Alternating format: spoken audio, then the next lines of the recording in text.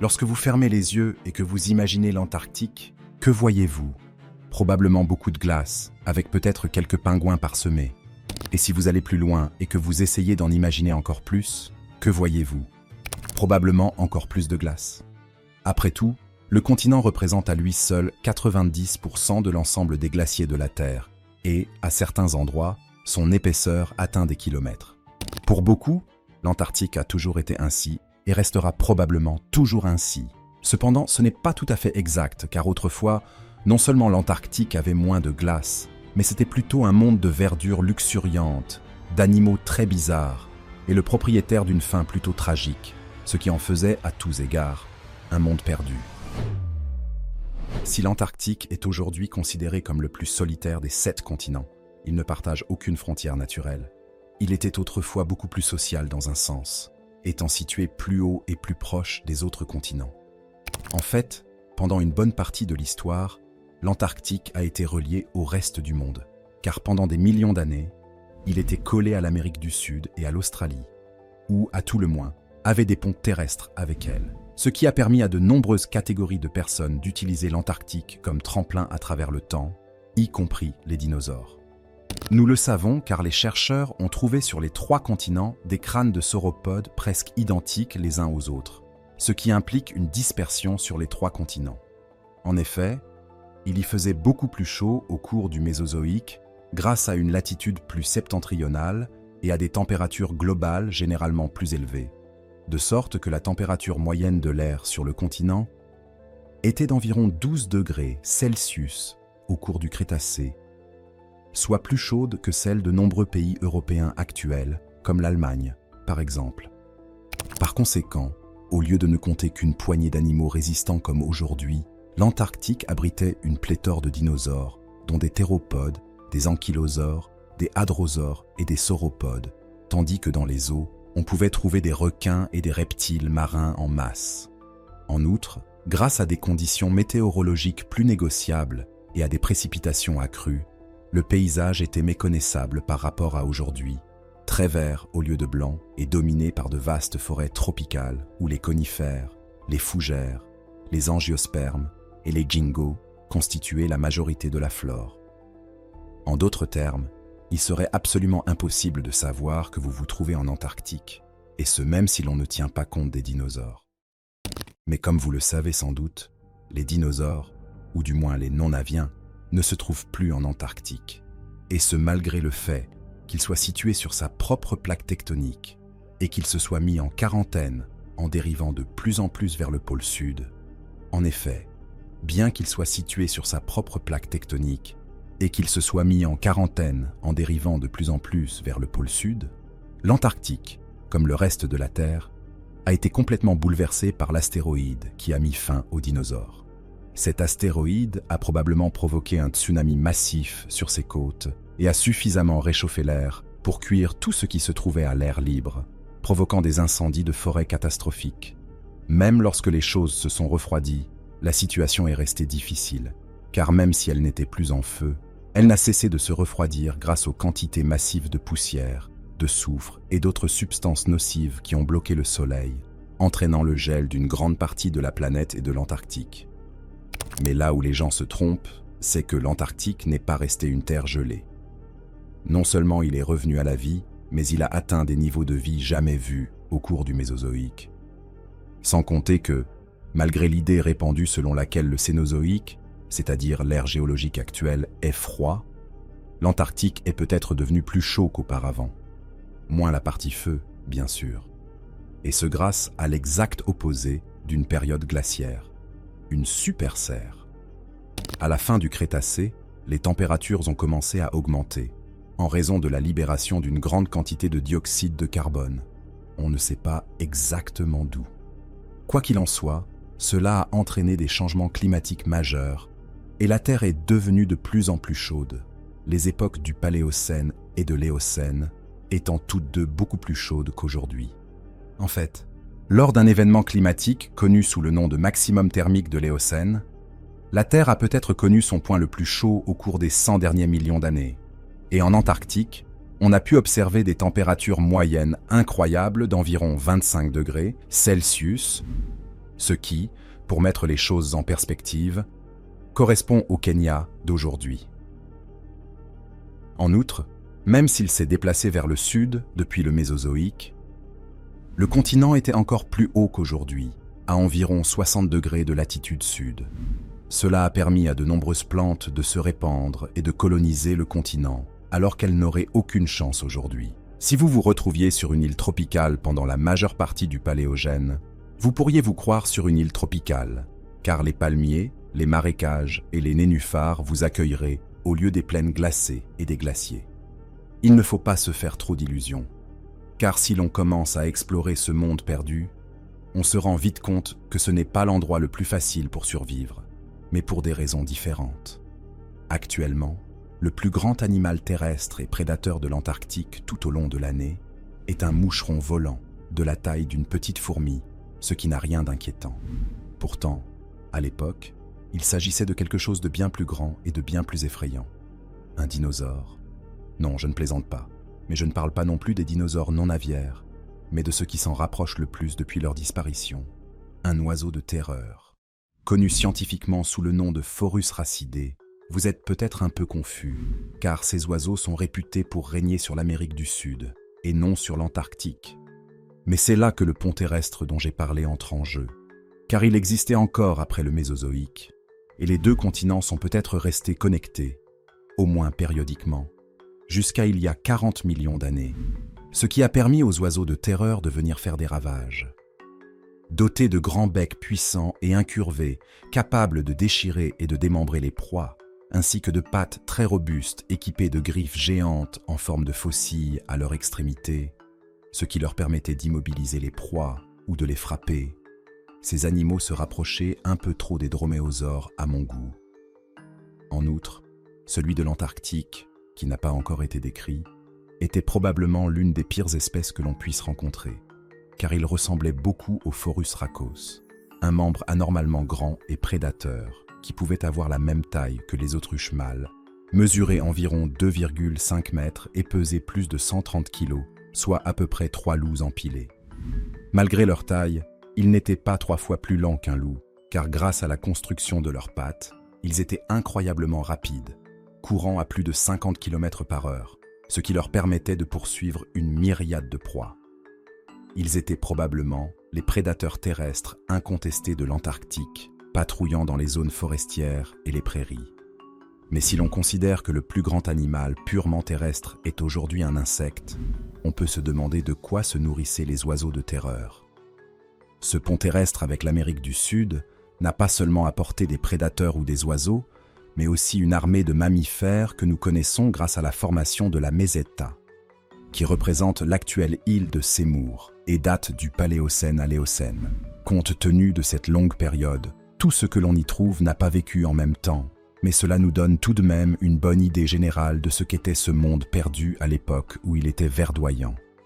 Et comme le lien était avec l'Amérique du Sud, beaucoup de ces mammifères étaient ceux que l'on associe à cette région et non à l'Antarctique, comme les astrapothères, un groupe aujourd'hui disparu de mammifères ressemblant à des rhinocéros, qui étaient herbivores et faisaient partie des plus grandes créatures du continent, bien qu'il ne soit actuellement confirmé que 2 d'entre eux aient vécu en Antarctique, le Trigonostylops et l'Antarctodon. Ces 2 animaux avaient des dents bizarres, grandes et spécialisées, mais je vous assure que ces animaux sont végétariens. Ils avaient juste une dentition bizarre. Leur taille est également très variable. Si tous 2 ont au moins la taille d'un pingouin, l'Antarctodon a parfois été estimé à plus d'une demi-tonne chez certaines espèces, mais il s'agit là d'une hypothèse. Les adultes pesaient jusqu'à 400 kg, soit à peu près la taille d'un bœuf musqué moderne, et se nourrissaient probablement de plantes à fleurs riches en nutriments qui abondaient à l'époque pour maintenir leur taille respectable. Ces animaux ne faisaient pas partie des Astrapotheria, mais des Lithopternes, un ordre éteint d'ongulés qui pouvait dans certains cas être assez étrange, comme le démontre le seul autre Lithopterne connu en Antarctique, le Victor lemoinea. Il s'agissait d'un mammifère beaucoup plus petit, mais aussi plus étrange, car il possédait de hautes ouvertures nasales, suggérant la possibilité d'une trompe en forme de nouille qui fonctionnait probablement comme celle des tapirs, ce qui lui permettait d'attraper la végétation qui était autrement inaccessible. Récemment, ces ouvertures nasales ont également été interprétées comme une paire de lèvres préhensiles, comme celle de l'élan, ou peut-être même un nez plus étrange comme celui de l'antilope saïga, qui l'aurait aidé à filtrer la poussière, à se rafraîchir en été et à se réchauffer en hiver si besoin était. Cela dit, si les astrapotères et les lithoptères ne constituaient les plus gros mammifères de l'Antarctique, ils n'étaient pas les seuls, loin s'en faut, et l'on en trouvait de nombreuses autres sortes, dont des xénartrans non décrits, des gondwanates et même des marsupiaux, mieux connus sous le nom d'écureuils à dents de sabre en raison de leurs dents élargies, qui était peut-être aussi l'insectivore le plus dominant du continent et l'un des plus anciens résidents, étant donné que ce groupe était présent lors de l'extinction Catée et avait réussi à survivre, probablement grâce à leur corps plus petit et à leur régime alimentaire. Et pour couronner le tout, un autre visage inattendu, les marsupiaux. Quand vous pensez à un marsupial, vous vous imaginez probablement ceci ou cela, ou encore ceci. En gros, tous les animaux australiens, et bien qu'ils aient pu s'y sentir bien, ils ont en fait d'abord évolué en Amérique du Sud, ce qui a conduit à leur présence en Antarctique, où ils se sont ensuite déplacés vers l'Australie car, comme je l'ai mentionné, les deux continents étaient également reliés, au moins pendant une partie du Cénozoïque. Jusqu'à présent, 3 groupes de marsupiaux sont connus pour avoir atteint l'Antarctique: les Didelphimorphia, les Polydolopimorphia et les Microbiotheria. Malheureusement, on ne sait presque rien du premier groupe, mais on en sait un peu plus sur le second, et on sait qu'ils avaient une apparence très variée et qu'ils pouvaient remplir de nombreuses niches. Quant au troisième groupe, les Microbiotherium, nous le connaissons en fait assez bien, puisqu'il vit toujours, bien que pas en Antarctique, et que le seul membre existant est le Monito del Monte, qui signifie « petit singe de la montagne » en espagnol, que l'on peut trouver en Argentine et au Chili. Il est intéressant de noter que ces animaux sont davantage apparentés aux marsupiaux australiens qu'aux marsupiaux sud-américains, mais ce n'est pas la question. En réalité, les marsupiaux et de nombreux mammifères traditionnels de l'ancienne Amérique du Sud constituaient l'essentiel de l'environnement antarctique et fournissaient donc plus de nourriture que nécessaire à leurs maîtres oiseaux. Et les mammifères n'étaient pas les seuls à devoir se méfier des oiseaux, car un autre carnivore a également élu domicile sur ces terres, dans les eaux d'ailleurs, un carnivore que l'on n'imaginerait jamais en Antarctique aujourd'hui, le crocodile, ou tout au moins une sorte de crocodilien. Pendant longtemps, les paléontologues ont supposé que des crocodiles vivaient sur le continent compte tenu des ponts terrestres et des températures antérieures, mais ils n'ont jamais rien trouvé de concluant jusqu'à la découverte d'un ostéoderme géant datant de l'Éocène et correspondant exactement à ceux observés chez les crocodiliens vivants et éteints. Nous savons donc qu'il s'agissait d'un crocodile, mais nous ne savons pas exactement de quelle espèce il s'agissait. Ce que nous savons en revanche, c'est qu'il s'agissait d'un géant, car l'ostéoderme en question avait à peu près la taille d'un crocodile de 7 mètres de long, soit environ 15% de plus que le plus grand crocodile d'eau salée jamais recensé et environ 35% de plus que le crocodile moyen. Cela donnerait donc techniquement au crocodile le titre de plus grand prédateur terrestre si l'on incluait les créatures semi-aquatiques. En outre, il s'agissait probablement d'un chasseur opportuniste qui dominait les environnements d'eau douce, pouvant même habiter les eaux saumâtres et même salées, un peu comme les crocodiles d'eau salée aujourd'hui, ce qui l'aurait évidemment mis en contact avec de nombreux mammifères et aurait fait en sorte que vous ne puissiez jamais être complètement en sécurité lorsque vous alliez boire. D'autant plus que sa grande taille signifiait que rien n'était complètement exclu du menu. Il est intéressant, mais peut-être pas surprenant, de constater que ce mystérieux reptile n'était pas seul, car d'autres fossiles, situés non loin de là, laissent supposer qu'il y avait aussi dans la région des crocodiles plus spécialisés, notamment piscivores. Mais là encore, on ne sait pas grand-chose d'autre sur ce crocodile, même s'il nous apprend qu'à l'époque où l'Antarctique était vert, pratiquement tous les animaux pouvaient s'attendre à être mangés par un crocodile, à un moment ou à un autre. Parmi eux, un visage très familier, qui est en fait le seul animal que j'ai évoqué jusqu'à présent à vivre encore en Antarctique. Les pingouins. C'est d'ailleurs dans la chaleur que les manchots ont vu le jour, puisqu'ils ont probablement évolué au large des côtes chaudes de l'Australasie et de la Nouvelle-Zélande il y a environ 60 millions d'années, avant de gagner l'Antarctique, où ils ont prospéré. Si le continent est aujourd'hui considéré comme un paradis pour les manchots, il l'était tout autant à l'époque. En effet, aujourd'hui, seules 2 espèces de manchots ont élu domicile en Antarctique, alors qu'au cours du Paléogène, elles étaient au nombre de 16, toutes légèrement différentes les unes des autres. En effet, les manchots préhistoriques étaient des unités absolues, 3 des 16 espèces étant ce que les scientifiques appellent des manchots géants. Actuellement, le plus grand manchot de la planète est le manchot empereur, qui peut peser 45 kg et mesurer au maximum 1,50 m, ce qui est certes impressionnant, mais reste du menu fretin, comparé à 2 anciens manchots géants, Anthropornis et Paléodypte. Ces 2 types étaient des titans qui, à leur apogée, auraient pu mesurer environ 1,80 m ou plus de 2 mètres. En d'autres termes, ils étaient plus grands que Michael Jordan. Et ils étaient également plus lourds, grâce à leur carrure robuste et à leur graisse. Les adultes pesaient 108 kg, et les paléodyptes pouvaient être encore plus grands, pesant 116 kg. En d'autres termes, nous parlons d'un manchot plus grand qu'un jaguar. Alors vous savez déjà que se faire gifler par l'un de ces types a de fortes chances de faire mal. Ils étaient également très habiles dans l'eau, pouvant probablement retenir leur souffle pendant plus de 40 minutes, ce qui leur permettait de faire des ravages sur les calmars, les poissons et le krill. Vous vous demandez peut-être pourquoi ils étaient si gros. La réponse est que l'on pense que leur taille géante a pu servir à économiser de l'énergie. Mais malgré leur taille, il ne suffisait pas à repousser les crocodiles s'ils en rencontraient un à la nage, ni à arrêter les autres cauchemars qui patrouillaient sur les côtes, et qui étaient en quelque sorte les mosasaures de l'époque. Il est évident que les baleines de l'Antarctique sont toujours effrayantes, mais celles du Paléogène étaient à la fois plus effrayantes et plus grandes, avec 2 genres connus à ce jour dans la formation de la Meseta. Le premier était presque certainement un prédateur du sommet, puisqu'il s'agissait d'un basilosauridé non décrit, typiquement grand, ressemblant à un serpent et spécialisé dans la prédation des eaux peu profondes, doté d'un crâne massif et de dents tout aussi géantes qui pouvaient facilement pénétrer la peau, les muscles et les os. D'après au moins une mandibule localisée, il est possible que cet énigmatique basilosauridé ait mesuré jusqu'à 12 mètres de long et qu'il se soit nourri de tout ce qu'il rencontrait de la bonne taille, y compris des tortues de mer géantes aujourd'hui disparues qui atteignaient 3 mètres de long, soit plus que toutes les tortues que nous connaissons aujourd'hui. Bien qu'elle ne soit pas aussi prédatrice que le basilosauridé, la baleine Lanocetus nageait elle aussi dans les parages. Une baleine qui, visuellement, pourrait être encore plus terrifiante, car ses restes indiquent qu'elle était absolument colossale. Pour l'instant, nous ne disposons que des os d'un juvénile, mais le fait est que ce juvénile était sacrément massif, de la même taille que les plus grandes orques adultes connues. Qui sait donc quelle taille ont atteint les adultes?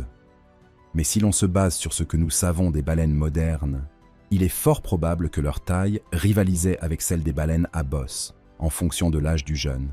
Et c'est une terrible nouvelle, car ces animaux étaient probablement beaucoup plus assoiffés de sang que les baleines à bosse, bien qu'ils soient également des baleines à fanon.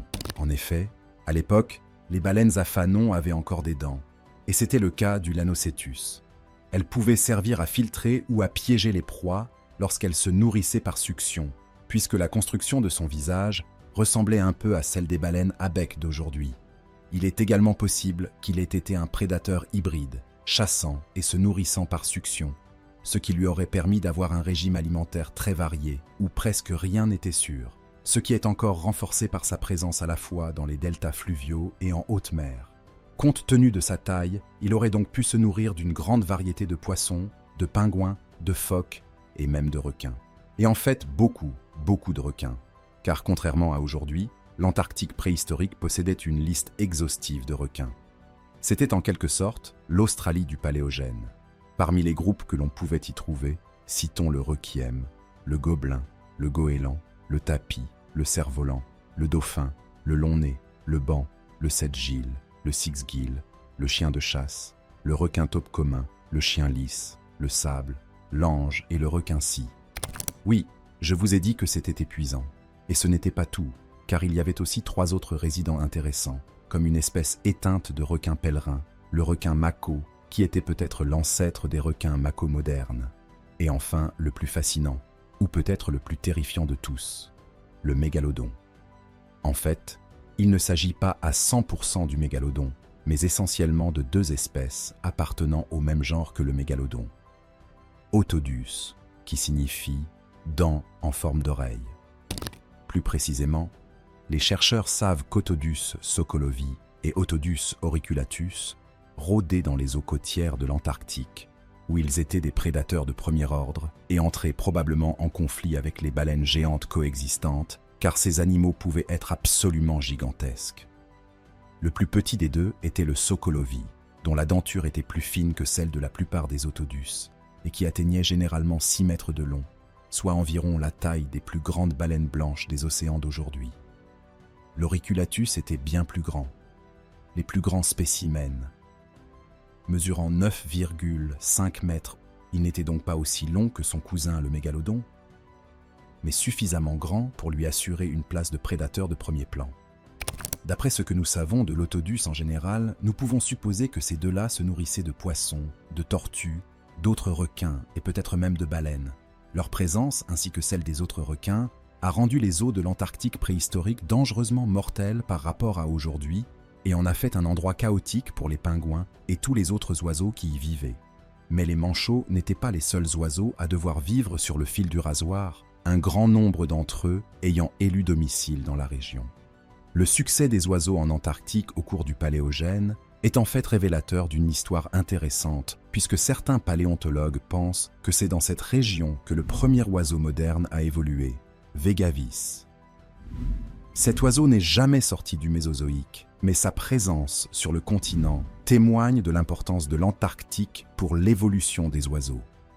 De plus, certains pensent que les oiseaux ont principalement survécu en Antarctique à la suite de l'astéroïde, ce qui expliquerait leur grand nombre et leur grande diversité. Jusqu'à présent, nous savons que les faucons, les ibis, les albatros et les pétrels étaient tous présents à l'époque, sans oublier l'oiseau le plus étrange de tous, le seul aujourd'hui disparu, le Pelagornis. Il s'agissait d'un membre de la famille des Pelagornithidae qu'il était difficile de manquer grâce à ses dents bizarres, ou du moins ce qui en avait l'air, car ces oiseaux n'avaient en réalité pas de dents du tout, mais plutôt des projections osseuses de leur mâchoire qui leur ressemblaient et leur donnaient une apparence plutôt bizarre. Le fait que la plupart des membres de cette famille étaient massifs, y compris Pelagornis, avec une envergure estimée à environ 5 à 6 mètres, n'aidait pas non plus, car ils avaient l'envergure d'un petit avion ou, si vous préférez les analogies avec les ptérosaures, ils avaient à peu près la même taille qu'un ptéranodon.